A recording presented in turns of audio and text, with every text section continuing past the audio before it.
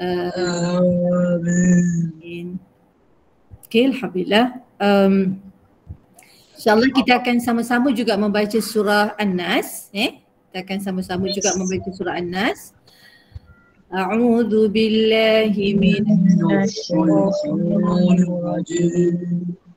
Bismillahirrahmanirrahim. Qul a'udzu birabbin nas malikin nas ilahin nas min syarril waswasil khannas alladzi yuwaswisu fi sudurin nas minal jinnati wan nas. Okay, Alhamdulillah. Itu 6 ayat yang kita dah pun baca pada perjumpaan yang lepas. InsyaAllah kita akan masuk pada perbincangan ini. Cuma Ustazah nak tanya semua yang hadir Muslimat, para hadirin dan hadirat yang hadir pada malam ini, adakah pernah dapatkan buku ni, Inilah Doaku? Tak ada lagi. Tak pasal. Okay, doktor ada share dalam WhatsApp group fiqh wanita. Saudaraku dalam group WhatsApp kita ada buku ni, nanti boleh tengok. So ini adalah susunan daripada mantan Menteri Agama kita lah, Dr. Zulkifli Al-Bakri, dan dikumpulkan doa-doa yang dibaca oleh Nabi SAW ketika mana baginda SAW masih hiduplah, lalu disampaikan kepada kita oleh para sahabat.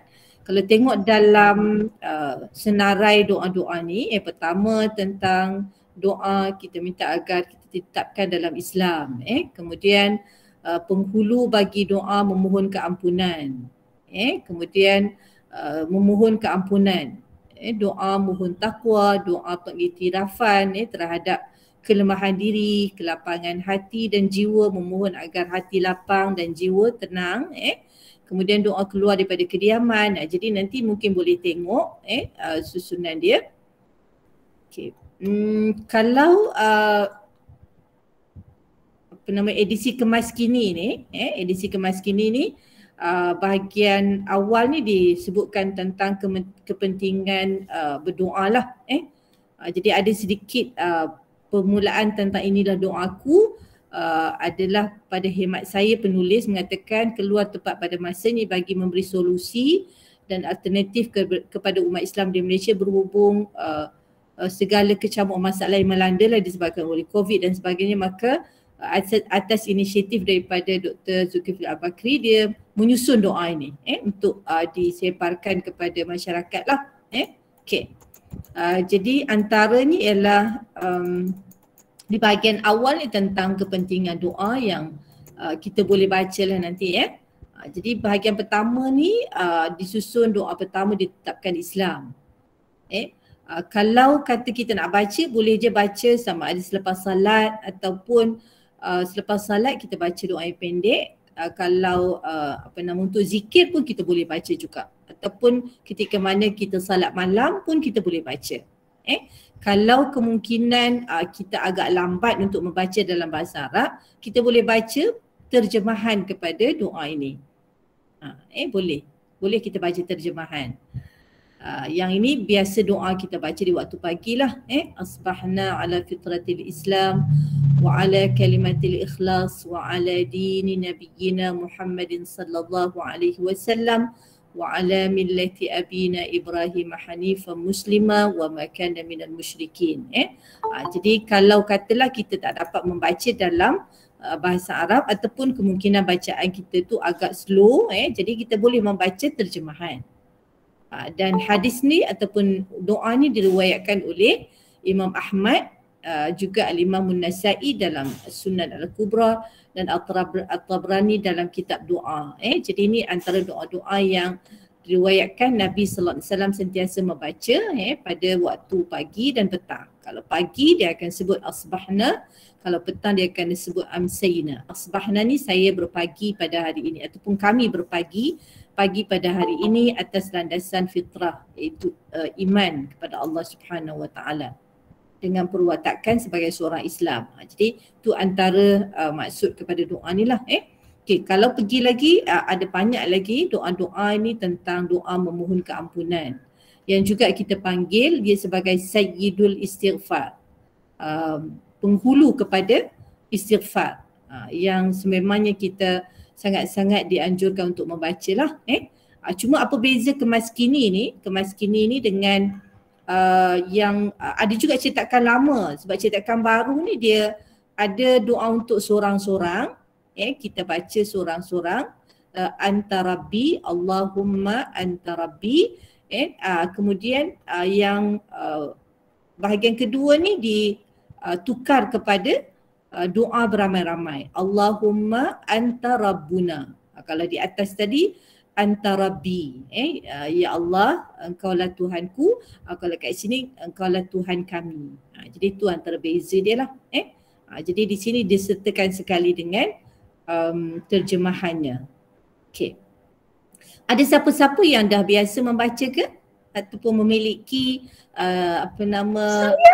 naskah ini? Okey, alhamdulillah.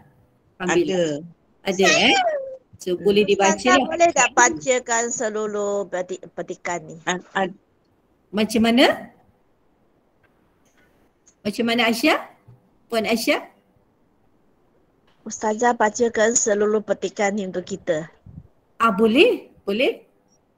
Kita baca mungkin malam ni kita ambil 2, nanti kita akan sambung lagi pada malam-malam minggu seterusnya. Boleh?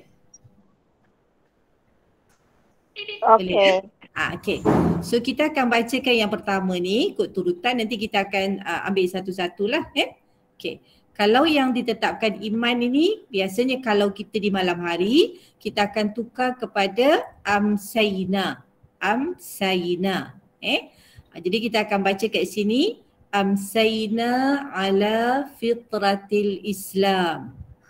Amsayna ala fitratil Islam wa ala kalimatil ikhlas wa ala dini nabiyyina Muhammadin sallallahu alaihi wasallam wa ala dini nabiyyina Muhammadin sallallahu alaihi wasallam wa ala millati abina Ibrahim hanifan muslima wa ma kana minal musyrikin wa ala millati abina Ibrahim hanifan muslima wa ma kana minal musyrikin. Maksud dia, kami hayati petang ini di atas landasan fitrah dan perwatakan Islam, berpegang kepada kalimah ikhlas. Kalimah ikhlas ni adalah kalimah syahadah. Apa maksud ikhlas? Ikhlas adalah tauhid yang tulus hanya kepada Allah. Macam kalau kita kata, kalau kita nak buat apa-apa kerja, kita kata ikhlaskan diri. Apa maksud ikhlaskan diri? Buatlah perkara itu hanya kerana Allah semata-mata. Bukan kerana kita nak menunjuk-nunjuk kepada manusia, nak pujian daripada manusia, tidak. Tetapi kita lakukan hanya semata-mata nak mendapat keredaan Allah. Itu maksud ikhlas. Maksud ikhlas. Jadi kat sini kita sebutkan amsayna ala fitratil Islam wa ala kalimatil ikhlas. Kami berpetang pada hari ini di atas landasan fitrah dan perwatakan Islam, berpegang kepada kalimah ikhlas.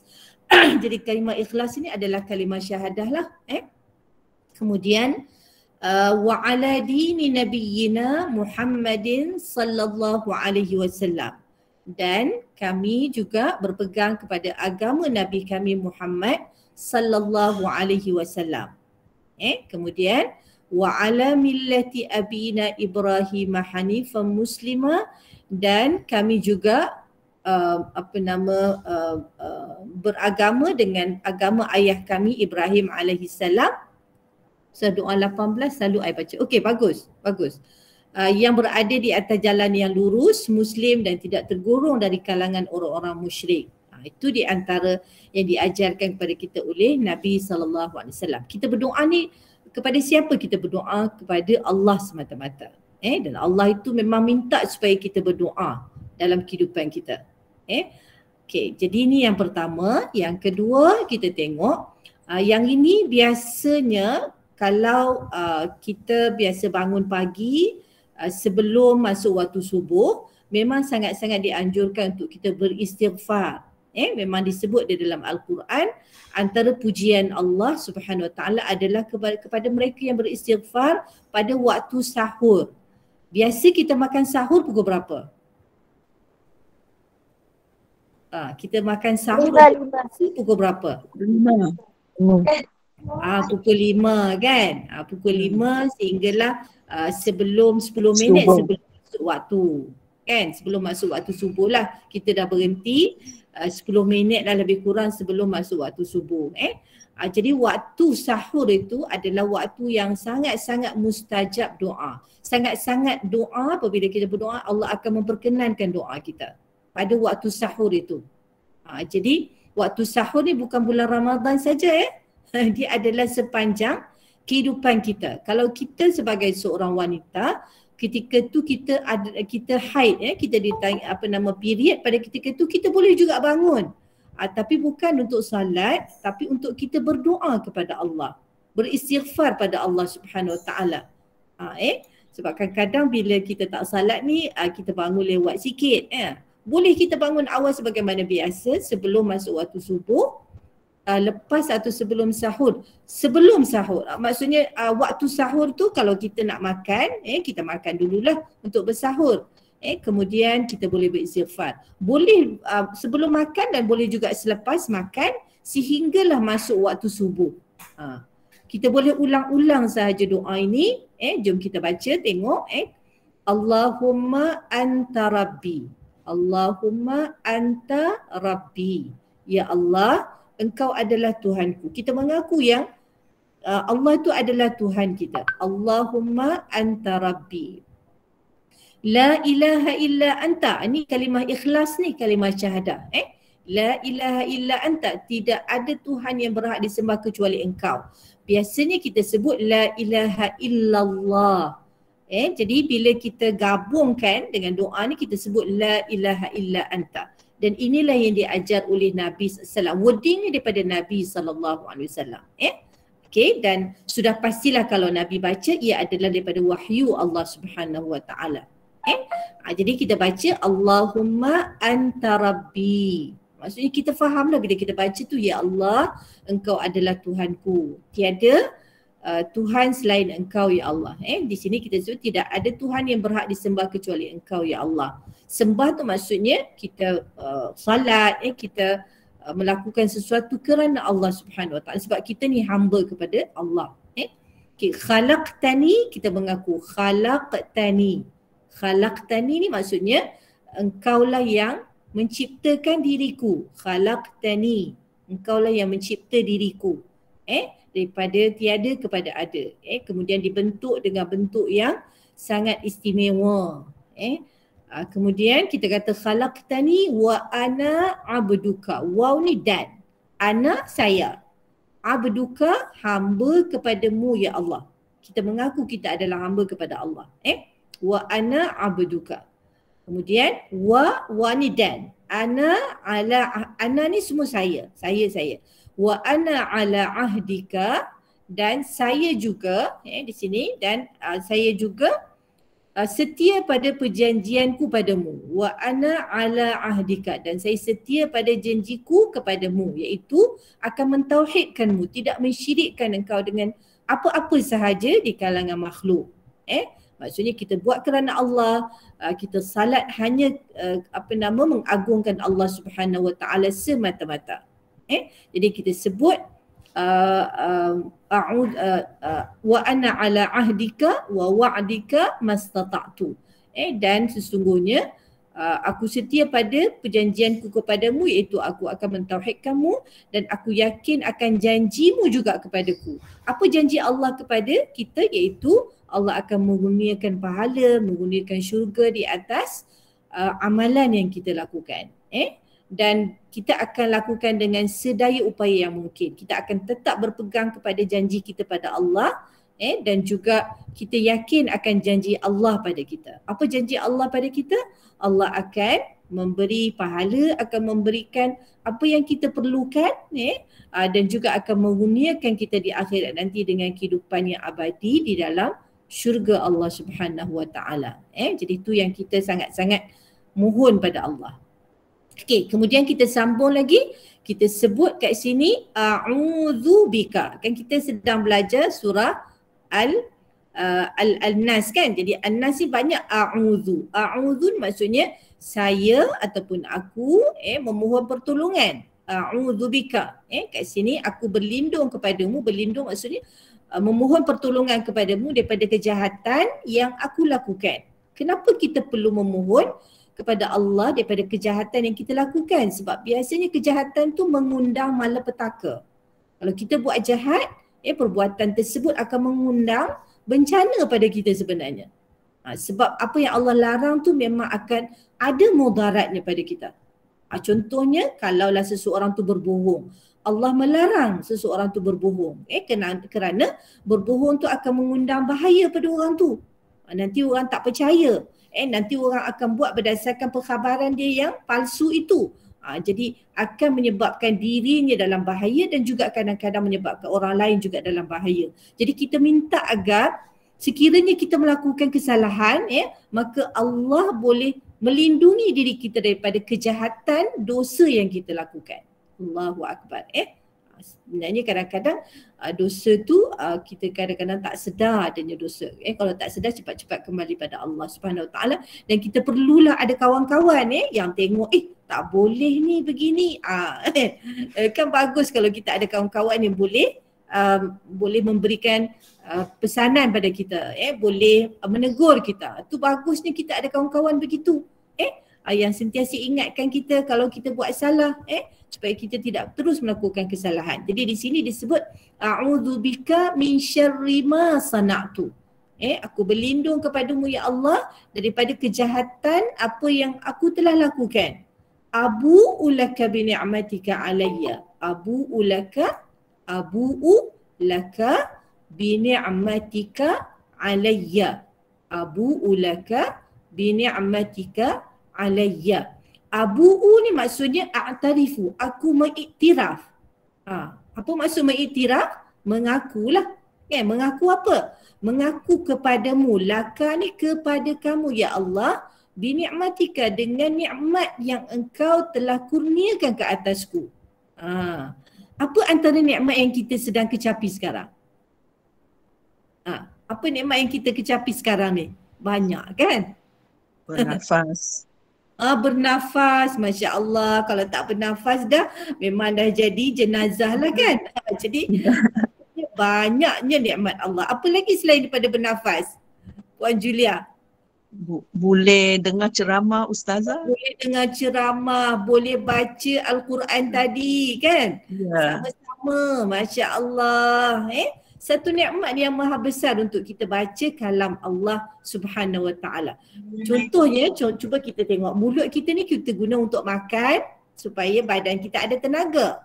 Mulut kita juga dengan apa yang ada di dalam mulut Allah bagi pada kita untuk kita baca kalam Allah. Untuk kita baca Al-Quran. Supaya kita juga dapat mengecapi kelazatan Al-Quran itu. Macam mana nak kecap kelazatan Quran tu, doktor? Kita kena faham bahawa yang kita baca tu sangat istimewa, iaitu kalam Allah Subhanahu Wa Taala. Jadi menyebabkan kita teruja nak baca. Rasa nak baca lagi, mesti cari masa untuk baca. Sebab ia adalah satu nikmat yang sangat besar, yang paling besar kalau ikut senarai-senarai nikmat yang Allah senaraikan. Nikmat Al-Quran tu adalah nikmat paling besar yang Allah beri pada kita. Okey, kita balik kepada doa ni. Nanti kita nak pergi surah An-Nas pula tak sempat kita nanti. Okey, jadi di sini kita kata abu'u tadi apa? Saya mengaku. Saya mengiktiraf. saya mengaku. Abu'u kemudian laka kepada kamu. Abu'u laka dan saya mengiktiraf kepada kamu. Iktiraf apa? Dengan nikmat kamu ke atas saya. Dengan nikmat kamu ya Allah ke atas saya. Tidak ada sesiapa selain Allah boleh memberi nikmat sebagaimana nikmat yang Allah berikan kepada kita.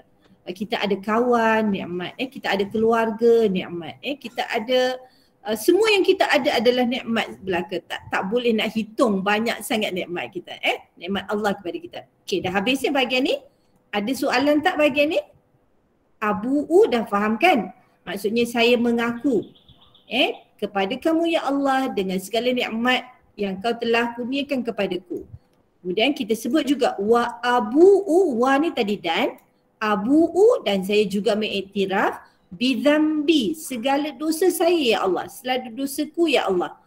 Jadi bila kita mengiktiraf dosa kita, maka apa yang kita minta? Faghfirli, faghfir, maka ampunilah li bagiku ya Allah. Li ni bagi saya.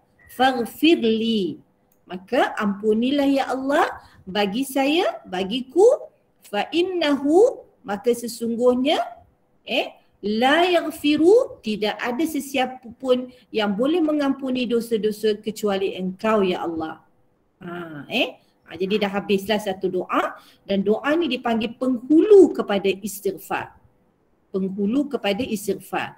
Jadi kalau kita dah bangun sebelum kita salat subuh, sebelum masuk waktu subuh, masih ada lagi masa untuk kita salat tahajud 2 rakaat. Kemudian kita salat witir 3 rakaat, 2+1. 2, kemudian kita bagi salam, kemudian kita bangun lagi untuk salat 1 rakaat. Jadi kalau boleh, kita boleh tambah lagi, paling minima 2 rakaat salat tahajud dan 3 rakaat salat witir 2+1. 2 kemudian plus lagi 1.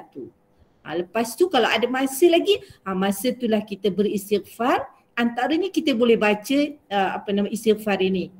Ni dipanggil sayyidul istighfar. Berapa kali nak baca? Baca sampai berapa kali pun sampailah masuk waktu subuh.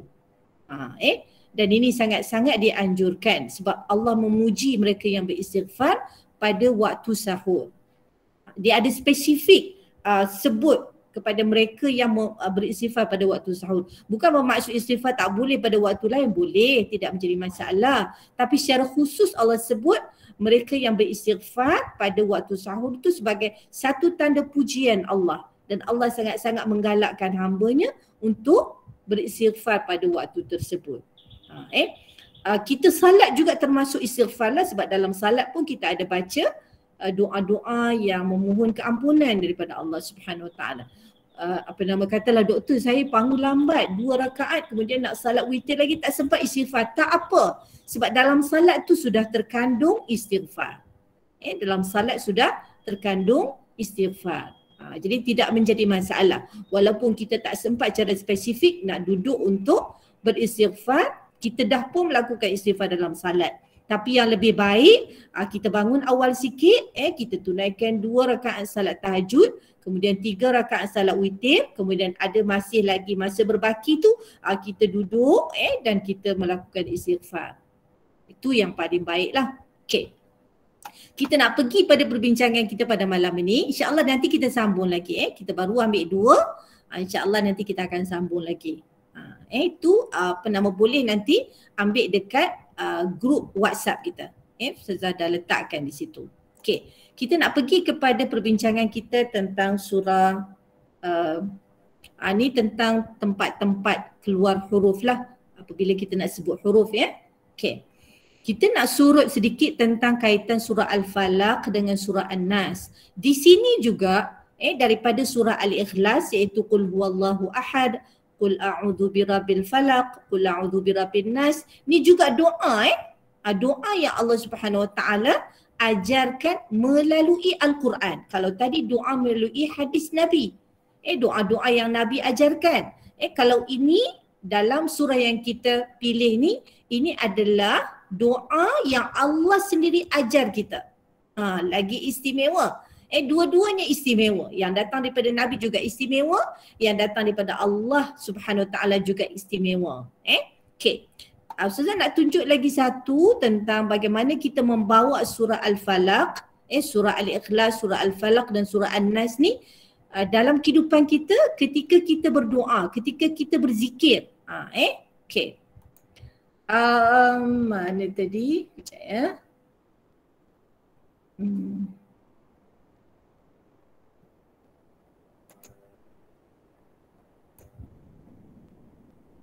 Okey.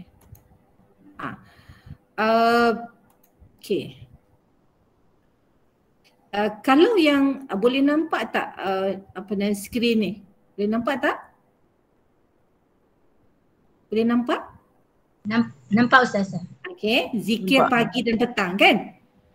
Nampak, Ya, nampak. Yang ni dalam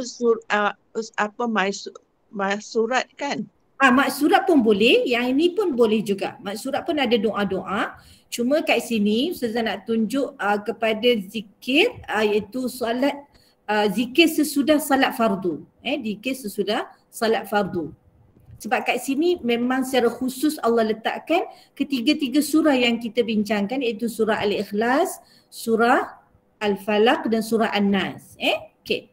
Kita selepas kita salat fardu setiap hari 5 waktu dalam sehari semalam. Okey, antara zikir yang kita baca selepas salat yang sangat-sangat dianjurkan, kalau boleh jangan tinggal. Dia hanya pendek saja. Contohnya selepas kita bagi salam, Assalamualaikum warahmatullahi, kemudian kita bagi salam yang kedua, Assalamualaikum warahmatullahi. Lepas tu kita ikuti dengan 3 kali istighfar. Istighfar ni sangat pendek saja. Astaghfirullah, Astaghfirullah, Astaghfirullah. 3 kali, cukup. Kemudian kita sebut Allahumma antas salam wa minkas salam tabarakta ya dzal jalali wal ikram. Boleh Okey. Kemudian selepas itu kita baca la ilaha illallah wahdahu la syarikalah lahul mulk wa lahul hamd wa huwa ala kulli syai'in qadir. Kemudian kalau boleh kita baca, kalau tak boleh tak apa. Kita baca mana-mana yang boleh. Allahumma la mani'a lima a'taita wa la mu'tiya lima mana'ta wa la yanfa'u dzal jaddi minkal jaddu. Okey, yang Ustazah nak pergi pada ni pun juga zikir selepas salat lah. Ni. Selepas salat ni kalau katalah kita panjang sangat kita nak baca ni, kita mula dengan astaghfirullah, astaghfirullah, astaghfirullah. Kemudian kita baca yang ni, kemudian kita nak jam terus kepada 3 surah ni pun boleh. 3 surah ni adalah siapa yang baru masuk? Okey. 3 surah ni adalah surah-surah yang terakhir lah. Surah 112, 113 dan 114. Apa surah 112? Surah Al-Ikhlas. Surah Al-Ikhlas. Jadi kita akan baca surah Al-Ikhlas sekali, kemudian surah Al-Falaq sekali dan surah An-Nas sekali. Semua ni adalah doa. Kita mohon pada Allah Subhanahu Wa Taala agar yang pertama ni adalah semua berkaitan dengan tauhid kepada Allah Subhanahu Wa Taala. Kita mengesakan Allah, mentauhidkan Allah. Kita bersihkan ibadah kita daripada sebarang syirik kepada Allah Subhanahu Wa Taala. Kemudian bahagian kedua ni surah Al-Falaq. Jadi Ustazah nak tunjukkan sahaja, maksudnya ini yang kita akan baca setiap selepas salat fardu. Dan sememangnya inilah yang dilakukan oleh Nabi SAW. Okay, kalau kita baca setiap kali selepas salat 3 kali, maksudnya dalam sehari semalam berapa kali kita baca? Dalam sehari semalam berapa kali kita baca?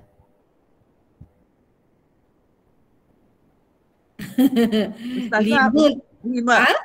5 kali lah. Kalau 3 surah ni jadi 15. Jadi 15 5 kali. Surah Al-Ikhlas 5 kali, surah Al-Falaq 5 kali dan surah An-Nas 5 kali. Jadi betapa pentingnya surah-surah ini untuk kita mohon hanya kepada Allah untuk menyelamatkan kita daripada bahaya. Okey, kita nak tengok balik bahaya apa yang ada dalam surah Al-Falaq. Kita diminta agar memohon agar kita selamat daripada bahaya apa. Kalau dalam surah Al-Falaq kita minta Allah menyelamatkan kita daripada gangguan daripada luar. Maksudnya daripada kejahatan makhluk. Kejahatan makhluk. Sama ada makhluk yang kita nampak ataupun yang kita tak nampak. Sebab kadang-kadang semut kita tak nampak. Jadi bila kita tidur tu kita minta agar Allah selamatkan kita daripada semut. Ataupun kita tengah jalan, ada binatang-binatang yang berbisa. Jadi kita minta agar Allah selamatkan kita daripada binatang-binatang tersebut. Jadi kita kena minta pada Allah agar Allah selamatkan kita. Kemudian surah An-Nas ni membicarakan tentang gangguan yang dah ada dalam diri kita, iaitu gangguan syaitan. Bisikan-bisikan syaitan. Kita nak tengok.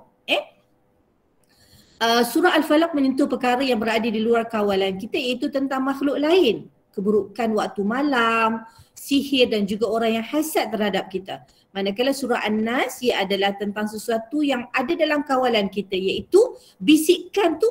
Kalau tadi kan kita berperang dengan diri kita, nak nak pergi kuliah ke tak pergi kuliah. Akhirnya kita berjaya, nak pergilah. Nak pergilah kuliah. Jadi kita berjaya. Ada juga bisikan-bisikan tu. Tak apalah, nanti kan boleh dengar rakaman dan sebagainya. Ada juga bisikan-bisikan begitu. Jadi kita tak hiraukan bisikan tu, maka kita datang ke kuliah. Kita dah tengok ayat 1. Kita dah tengok ayat 1. Ayat 1 ni bermula dengan qul. Qul a'udzu. Qul, katakanlah wahai Muhammad. Allah memerintahkan agar Nabi menyebut, Nabi membaca. Jadi kita dalam ayat 1 ni ada 4 perkataan. Qul a'udzu birabbin nas. Qul a'udzu birabbin nas. Katakanlah wahai Muhammad, a'udzu, saya memohon perlindungan. Nak mohon perlindungan daripada siapa? Daripada Allah, Rabbin Nas, Tuhan manusia. Bukan daripada makhluk selain daripada Tuhan manusia. A'udzu bi Rabbin Nas. Rabbin Nas ni adalah salah satu nama kepada nama-nama Allah. Rabbi An-Nas, Tuhan manusia. Jadi jangan minta pada manusia untuk selamatkan daripada bahaya. Mintalah pada Allah Subhanahu Wa Taala. Jadi Allah yang akan menyelamatkan kita. Ada siapa yang angkat tangan nak tanya ke? Ada yang nak tanya? Kita pergi kepada ayat 2. Ayat 2, Malikin Nas. Rabbin Nas salah satu daripada nama-nama Allah. Malikin Nas juga nama Allah.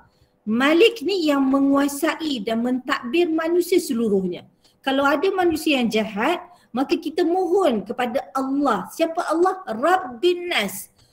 Tuhan kepada manusia yang jahat itu. Agar kita diselamatkan daripada kejahatannya. Siapa yang nak menyelamatkan kita daripada kejahatannya? Rabb. Tuhan dia dan Tuhan kita. Jadi apa-apa pun tadi kita kata Allah melalui Nabi SAW mengajarkan kita agar kita baca surah ini 5 kali selepas setiap salat. 5 kali setiap salat. Nanti kita nak tidur, sebelum kita tidur, kita baca lagi surah ni. Berapa kali kita baca surah ni sebelum kita tidur? 3 kali kan? Jadi kita amalkan, dan ini antara perkara yang Nabi SAW ajar. Macam mana kita nak baca sebelum kita tidur? Kita baca surah ni 3 kali, kita angkat tangan macam ni. Angkat tangan macam ni. Cuba angkat tangan. Kita dah buat dah hari tu. Cuba angkat tangan. So kita akan baca surah Al-Ikhlas. Kita baca. A'udzubillahi minasyaitanirrajim. Bismillahirrahmanirrahim. Qul huwallahu ahad. Allahus samad, lam yalid wa lam yulad wa lam yakul lahu kufuwan ahad. Bismillahirrahmanirrahim. Qul a'udzu birabbil falaq min syarri ma khalaq wa min syarri ghasiqin idza waqab wa min syarrin naffatsati fil 'uqad wa min syarri hasidin idza hasad. Bismillahirrahmanirrahim. Qul a'udzu birabbin nas, malikin nas, ilahin nas, min syarril waswasil khannas, alladzi yuwaswisu fi sudurin nas minal jinnati wan nas. Kita tiup dekat tangan kita ni. Tiup. 3 kali kita tiup, kemudian kita sapu daripada atas kepala ni. Sapu sampailah turun ke mana tangan kita boleh sampai. Sampai ke hujung kaki pun boleh. Mana-mana tangan kita ni boleh sampai, kita sapu. Tak payah pergi ke belakang, ke depan saja. Mana-mana yang dapat kita sapu di bahagian badan kita daripada atas kepala sampailah ke bahagian kaki. Jadi kalau dah buat, maksudnya teruskanlah sampai kita meninggal dunia. Setiap malam sebelum, Ustazah, please repeat the action. Okay, boleh? Okay, tadi kan kita dah baca surah tu. Kita dah baca surah Qul huwallahu ahad, dah habis. Kemudian Qul a'udzu birabbil falaq, dah habis.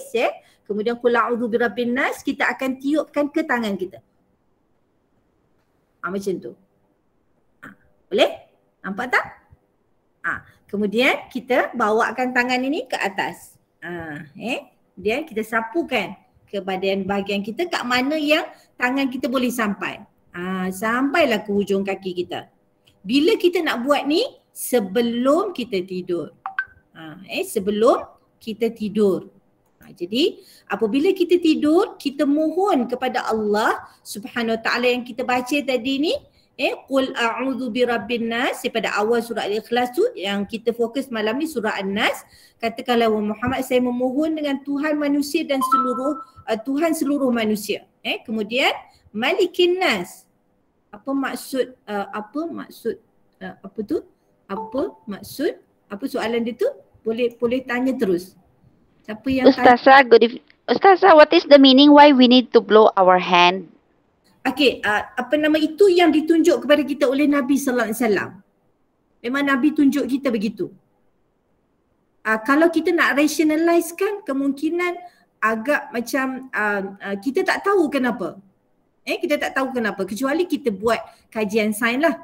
Tapi begitulah yang Nabi tunjuk dan setiap malam Nabi lakukan begitu. Itu sebelum tidur. Ada juga kalau kita sakit, katalah kita sakit di mana? Kita sakit di mana? Katalah sakit di tangan. Kita sakit di tangan, sama juga. Kita baca 3 surah tu dan kita sapu bahagian yang sakit tadi. Boleh. Sebagai cara untuk kita berubat dengan ayat Al-Quran. Kita sendiri baca. Kita sendiri baca, kita tiup dekat tangan kita, kemudian kita sapu bahagian yang sakit tadi. Boleh juga. Itu sebab kita dah mohon pada Allah Subhanahu Wa Taala dengan surah Al-Ikhlas, iaitu kita memuji Allah, kita mengaku bahawa tiada yang berhak disembah melainkan Allah Subhanahu Wa Taala. Kemudian kita memohon agar kita selamatkan daripada sebarang keburukan ataupun bahaya makhluk yang Allah cipta. Kenapa ada makhluk yang bahaya? Itulah dunia. Dunia ni sebagai ujian. Sebab kalau tak bahaya, kemungkinan kita agak payah nak ingat pada Allah. Jadi Allah nak supaya kita sentiasa ingat pada Allah. Boleh. Kalau anak demam pun boleh baca. Boleh juga kalau anak demam, bacakan Al-Fatihah, kemudian tiupkan dekat air, bagi dia minum. Boleh. Memang ini dilakukan oleh para sahabat dan Nabi tidak melarang. Nabi kata boleh. Sebab Fatihah ni adalah a'zamu surah. Surah yang paling hebat di dalam Al-Quran. Al-Fatihah. Jadi bila kita sebut dalam ayat 2 ni, Malikin Nas, yang menguasai manusia seluruhnya. Jadi kalaulah ada kejahatan daripada manusia, kita mohon daripada Tuhan yang mentadbir manusia untuk selamatkan kita daripada kejahatan orang itu. Kemudian Ilahin Nas, Tuhan yang berhak kita beribadah kepada. Al-Fatihah kena baca berapa kali? Tidak ada masalah. Kita baca sekali pun boleh. Nak ulang baca 3 kali pun boleh. Cuma kalau sahabat berdasarkan riwayat yang berlaku pada zaman Nabi SAW, dia baca sekali saja. Dia baca sekali saja dengan niat, ya Allah, jadikanlah Fatihah ini sebagai penawar kepada seorang ketua kabilah yang disengat oleh binatang bisa. Saya sapukan juga pada anak-anak dan suami yang dah tidur. Okey, kalau suami tidur nanti terkejutlah pula kan kena air. Okey, boleh juga ajar mereka buat sendiri pun boleh. Kalau lagi bagus mereka buat sendiri. Kan? Sebab bila kita baca tu kita dah dapat pahala. Kita baca surah-surah tu pun kita dah dapat pahala. Jadi bila kita baca tu kita buat bagaimana Nabi SAW buat. Jadi yang Ustazah tunjukkan tadi ni bagaimana Nabi SAW mempraktikkannya. Ketika baginda sakit, demam, ketika sebelum baginda wafat, baginda juga membaca 3 surah ini dan dihembuskan ke tangannya dan baginda sapu ke tempat yang sakit. Jadi mudah kita minta pada Allah Subhanahu Wa Taala.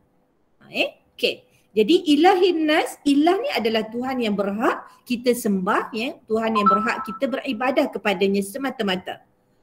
Macam kita salat, kita ni sangat bertuah sebab tata cara salat, tata cara wuduk, bagaimana nak wuduk, bagaimana nak salat telah pun diterangkan secara terperinci. Kemudian dalam Al-Quran pun ada apa yang nak dibasuh, apa yang nak disapu. Kemudian Nabi sendiri tunjukkan kepada kita bagaimana wuduk itu nak dilakukan, bagaimana salat itu daripada rakaat pertama, bagaimanakah berdirinya, bagaimanakah takbiratul ihramnya sampailah kepada salam. Semuanya jelas. Tak ada orang yang salat yang berbeza dengan salat kita, tak ada. Tak ada orang tiba-tiba salat Assalamualaikum warahmatullahi ada. Tak ada. Itu tak nama salat namanya, itu bagi salam. Jadi salat mestilah bermula dengan wuduk, kemudian menutup aurat, menghadap kiblat dengan segala syarat dia. Kemudian dalam salat juga ada rukun, kena berdiri bagi yang mampu, kemudian takbiratul ihram 13 rukun tu lah. Jadi semua tu kita kena buat kerana itulah tata cara wuduk dan salat yang diajar kepada kita oleh Nabi SAW. Itu maksudnya ibadah yang khusus. Okey. Kemudian an-nas ni manusia lah. Kemudian ayat keempat, min syarril waswasil khannas.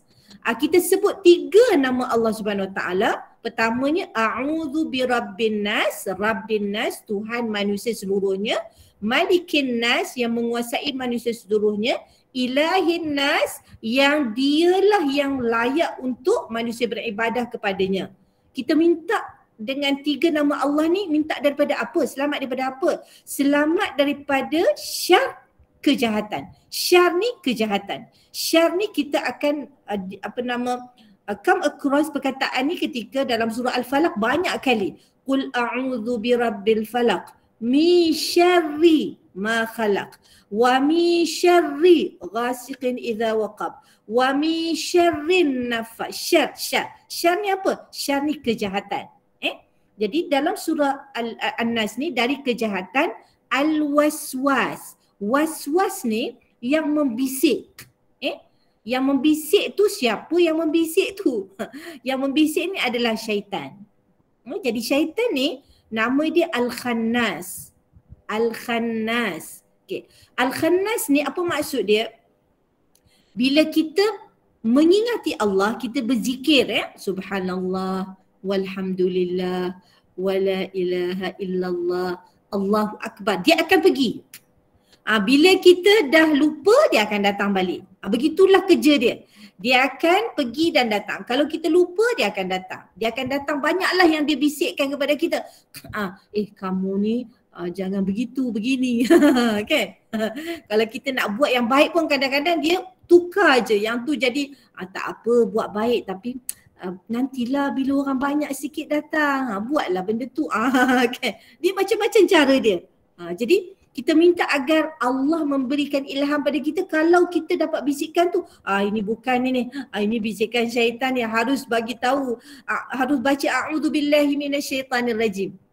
Okey, apa yang kita nak buat kalau kita dapat bisikan-bisikan yang tidak baik? Kita baca a'udzubillahi minasyaitanirrajim. Okey.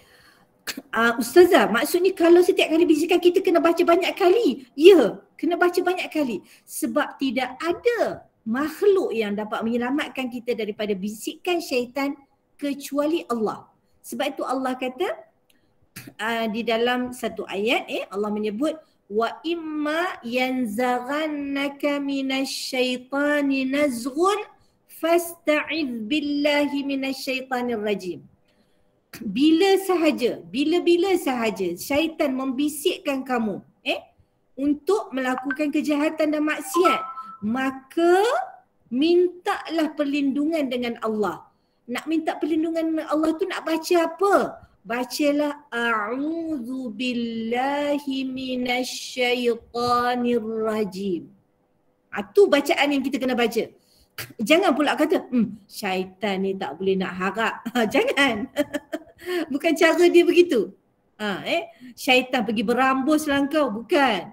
Bukan begitu kita nak halau syaitan. Cara kita nak halau syaitan adalah kita membaca a'udzu billahi minasyaitanir rajim. Setiap kali kita dibisikkan dengan perkara-perkara, contohnya azan, Allahu Akbar, Allahu Akbar. Kita ni baru nak lena ni, mengantuk ni. Aduh, syaitan kata tak apalah, tidurlah sekejap. Dia tak kata kita jangan salat kan. Sebab kita memang orang yang menjaga salat, dia kata tak apalah, tidur je lah dulu kan. Lamat lagi, waktu dia lama lagi. Jadi benda tu sebenarnya adalah suatu yang tidak bagus bagi kita, sebab kalau kita salat di awal waktu banyak kelebihan yang kita dapat. Lalu kita baca a'udzubillahi minasyaitanir rajim, cepat kita bangun. A'udzubillahi minasyaitanir rajim. Kalau satu kali tak cukup, bacalah beberapa kali. Katalah baca satu kali pun masih lagi tak ada kekuatan kan, ulang lagi. A'udzubillahi minasyaitanir rajim, a'udzubillahi minasyaitanir rajim. Bergegas bangun. Tak boleh ikut dia ni. Kan? Harus segera pergi salat.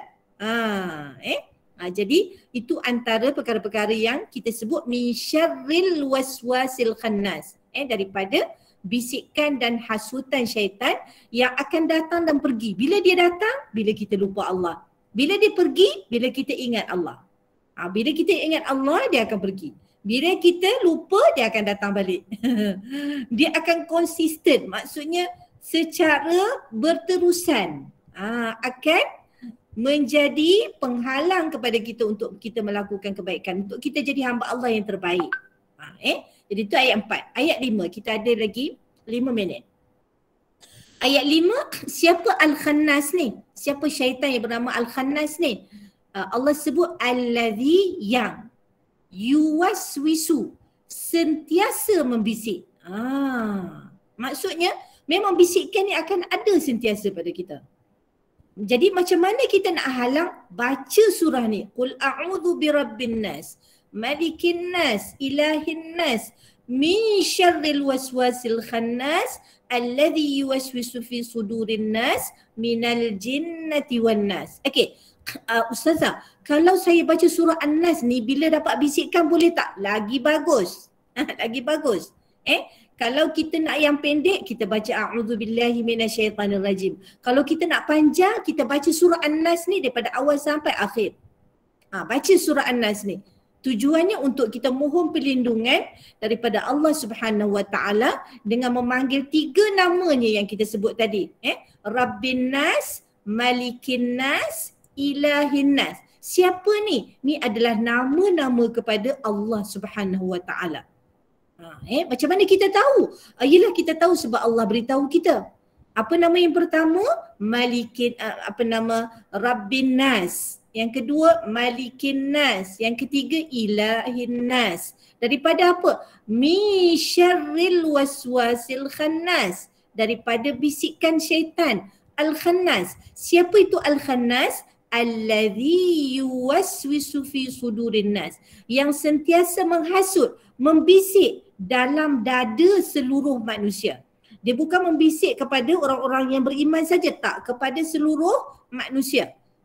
Bisikan-bisikan untuk melakukan perkara-perkara yang kejahatan. Dia tak ada bisik bangun solat, tak ada. Itu adalah bisikan malaikat. Bisikan malaikat, bangun solat, ni dah azan ni, ataupun kejap lagi 5 minit lagi dah azan. Siap-siap untuk salat, bagus, siap awal untuk salat. Bila kita siap awal tu dapat membantu untuk kita khusyuk dalam salat. Janganlah akhir-akhir baru kita nak salat, kita dah tergesa-gesa. Jadi kita wuduk pun tergesa-gesa, salat pun tergesa-gesa sebab waktu dah tinggal hanya sedikit saja lagi. Jadi kalau kita disiplinkan diri kita, kita bermula untuk salat tu, kita ready dah 5 minit sebelum azan tu, dah wuduk, lepas wuduk kita baca doa wuduk, doa selepas wuduk yang memang diajarkan kepada kita oleh Nabi SAW, kita bermula dengan mengucap syahadah dulu, asyhadu an la ilaha illallah wa asyhadu anna Muhammadan Rasulullah. Kemudian kita baca doa, ya Allah, Allahumma ja'alni minat tawabin, ya Allah jadikanlah aku di kalangan orang-orang yang bertaubat, orang-orang yang sentiasa bertaubat kepadamu. Wa ja'alni minal mutatahhirin, jadikan aku daripada golongan orang-orang yang sentiasa membersihkan diri lahir dan batin, minal mutatahhirin, wa ja'alni min ibadikas salihin, dan jadikanlah diriku termasuk dalam golongan orang-orang yang saleh. Kita ada 3 minit lagi. Ini adalah definisi kepada Al-Khannas. Siapa tu Al-Khannas? Alladhi yuwaswisu fi sudurin nas, yang sentiasa menghasut dan membisikkan kejahatan dalam dada manusia. Kemudian minal jinnati, yang bisik dalam dada manusia ni terdiri daripada jin dan juga daripada kalangan manusia. Manusia ni ada juga manusia yang membisikkan kejahatan. Sekarang ni bukan setakat bisik lah, WhatsApp datang, kadang-kadang dalam keadaan yang bertalu-talu untuk mengajak kita melakukan perkara-perkara yang tak baik. Dia tak ada kat situ tapi kata-katanya datang. Jadi kata-kata datang tu sentiasa datang. Jadi kita kena pandai. Sebab itu Allah memerintahkan kita agar kita memohon daripada Allah agar kita selamat daripada segala kejahatan ini, sama ada kejahatan di kalangan jin ataupun kejahatan daripada kalangan manusia. Manusia yang menjadi ejen kepada jin. Jin yang membawa kepada kufur, membawa kepada melakukan maksiat kepada Allah Subhanahu Wa Taala. Okey. Yang ni yang doktor dah sebut tadi, Rabbin Nas, Malikin Nas, Ilahin Nas. Ni semua adalah nama-nama kepada Allah Subhanahu Wa Taala yang Allah sebut di dalam surah An-Nas. Jadi susunan nama dan sifat Allah ini disusun ikut tingkatan Rabb, Rabb yang cinta manusia semuanya, iaitu Allah yang mencintai kita. Kemudian Rabb yang berkuasa, Malikin Nas, yang berkuasa atas manusia semua, tiada yang terlepas daripada kuasa Allah. Kemudian Rabb yang hanya dia yang layak disembah manusia seluruhnya. Sebab tu Allah susun ikut susunan. Pertama Rabbin Nas, yang pertama ni Rabb yang mencipta manusia, Malikin Nas yang berkuasa atas manusia. Sebab kadang-kadang kita buat sesuatu kita tak berkuasa pun atas perkara tu. Kita tak boleh kawal, tapi Allah bila Allah cipta maka Allah boleh kawal semuanya, tak ada yang terlepas daripada kawalan Allah. Kemudian Allah juga dia adalah yang layak disembah seluruh manusia. Tidak ada selain dia yang layak disembah. Di kalangan makhluk ciptaannya. Kemudian di sini kenapa bukan Rabbil Alamin sebagaimana dalam ayat surah Al-Fatihah, kerana ia adalah suatu penghormatan dan kasih sayang Allah pada manusia. Kalau dalam surah Al-Fatihah sesuailah Allah sebut Alhamdulillahi Rabbil Alamin. Al-Alamin ni termasuklah segala ciptaan Allah, gunung ganang, haiwan yang tidak diarahkan untuk melakukan salat. Mereka tu adalah ciptaan Allah untuk kegunaan manusia. Untuk kegunaan manusia, ada apa-apa yang boleh digunakan untuk kegunaan manusia. Kalau yang tidak boleh digunakan itu maksudnya untuk memberitahu bahawa Allah tu berkuasa untuk menciptakan segala-galanya. Okey, kita dah habis pukul 10. Manusia kadang-kadang takut sesama manusia. Allah tegaskan mohon pertolongan dari Rabb manusia sebab orang yang kalau ditakuti itu pun maksudnya orang yang kita takut tu pun di bawah kekuasaan Allah Subhanahu Wa Taala. Dia tak perlu takut kepada orang tu. Untuk kita selamat maka kita minta kepada Allah Rabb kepada manusia seluruhnya. Jadi kalau kita takut pada orang, kita mintalah pertolongan Allah Subhanahu Wa Taala supaya Allah selamatkan kita daripada kejahatan manusia tersebut. Okey. Dan apabila kita telah mengaku yang Allah itu adalah Tuhan kita dengan sebenar-benarnya, maka kita akan diselamatkan daripada hasutan syaitan.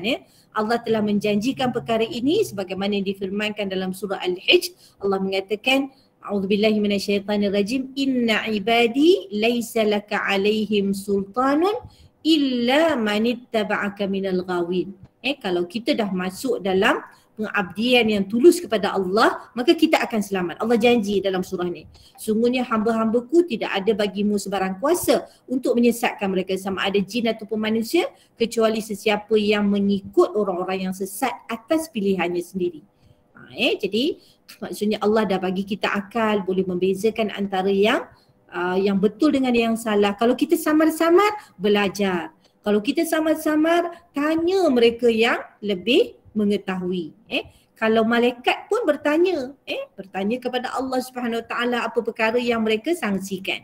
Kalau kita juga dalam kehidupan ni, kalau kita samar-samar, yang ini boleh apa tak? Yang ini boleh buat atau tak? Yang ini boleh dilakukan ataupun tidak. Maka kalau kita kesamaran, kita tanya mereka yang lebih berilmu. Kalau kita tak dapat lagi kepastian, tak yakin ini, tanya lagi orang yang lain sampailah kita yakin. Itu di antara perkara-perkara yang kita perlu lakukan dalam kehidupan kita. Jadi akhir sekali, yang membisikkan kepada kita adalah Al-Khannas, syaitan yang akan hilang dan muncul. Hilang bila hamba ingat pada Allah, melakukan zikir dan ibadah. Muncul semula untuk membisikkan perkara yang buruk muka Allah ketika hamba lalai dari mengingati Allah. Jadi apa yang kita boleh dapat di sini, kita kena sentiasa ingat pada Allah. Maka sekiranya kita sentiasa ingat pada Allah, maka syaitan tidak akan menghampiri kita. Kita lalai, dia akan datang. Kita ingat balik pada Allah Subhanahu Wa Taala. Jadi begitulah mudahnya untuk kita mengingati Allah. Cuma kadang-kadang kita lupa. Bila kita lupa, cepat-cepat ingat balik. Memanglah manusia ni lupa. Jadi sebab tu kita perlu datang belajar, kita perlu ada kawan-kawan yang ajak kita untuk belajar, supaya kita sentiasa ingat pada Allah Subhanahu Wa Taala. Syaitan juga akan menyebabkan manusia menjadi marah. Apabila manusia marah, dia akan melakukan perkara yang tidak sepatutnya dilakukan dan berkata sesuatu perkara yang dia juga akan menyesal nanti. Maksudnya dalam keadaan marah, dia tidak dapat menguasai dirinya. Yang akan menguasai dirinya hanyalah syaitan. Jadi kalau marah, ada yang mencadangkan kalau Nabi SAW, kalau dalam keadaan berdiri, duduk. Kalau tak boleh juga, pergi ambil wuduk. Pergi ambil wuduk supaya kita melakukan proses berjalan. Wuduk tu lama-lama kemarahan tu akan reda dan kita akan kembali normal, boleh berfikir dengan baik, berbicara dengan perkara-perkara yang sepatutnya kita tuturkanlah. Kalau dalam marah, macam-macam lah yang keluar daripada mulut kita. Kadang-kadang tak boleh nak kawal. Jadi itu semua bisikan-bisikan syaitan. Dan syaitan merasakan dia berjaya lah pada ketika tu. Tapi Allah Maha Pengasih dan Penyayang. Kalau kita dah melakukan kesalahan, cepat-cepat beristighfar kepada Allah Subhanahu Wa Taala dan jangan buat lagi. Berazam agar tak akan dapat tidak melakukannya lagi. Habis. Kita dah pukul 10 dah. Nanti insya-Allah Ustazah akan sharekan slide ini kepada semua untuk dapatkan beberapa maklumat yang kadang-kadang kita tak dapat nak berbincang secara lebih mendalam lah sebab masa dah habis. Jadi itu saja perkongsian saya pada malam ini. Terima kasih kepada semua. Jadi jangan lupa tengok buku doa tadi. Cuba baca. Kemudian buku zikir tadi. Maka kita disiplinkan diri kita setiap lepas salat kita akan baca zikir. Itulah yang akan menyelamatkan kita daripada Al-Khannas. Bila kita banyak berzikir pada Allah, maka Khannas tu tak akan menghampiri kita. Jadi tu antara nasihat kita lah, nasihat kita bersama pada diri saya sendiri dan kepada semua yang hadir. Semoga apa yang ditinggalkan oleh Nabi SAW ni dapat memberikan panduan kepada kita dalam kehidupan kita. Jadi terima kasih kepada semua, pada hadirin dan hadirat yang hadir, pada saudara-saudara yang se-Islam yang hadir pada malam ini. Alhamdulillah. Jadi untuk akhirnya jom sama-sama kita sudahi dengan membaca tasbih kafarah dan surah wal asri. Subhanakallahumma wa bihamdika asyhadu an la ilaha illa anta astaghfiruka wa atubu ilaik. A'udzu billahi minasyaitonir rajim. Bismillahirrahmanirrahim. Wal 'asr innal insana lafi khusr illa alladhina amanu wa 'amilus solihat wa tawasaw bil haqq wa tawasaw bis sabr. Assalamualaikum warahmatullahi wabarakatuh. Sama-sama, alhamdulillah. InsyaAllah kita jumpa lagi pada minggu hadapan. Terima kasih doktor. Assalamualaikum. Sama-sama. Alhamdulillah. InsyaAllah kita jumpa lagi. Assalamualaikum Ustazah. Jazakallah. Jazakallah. Sama. Assalamualaikum. Waalaikumsalam.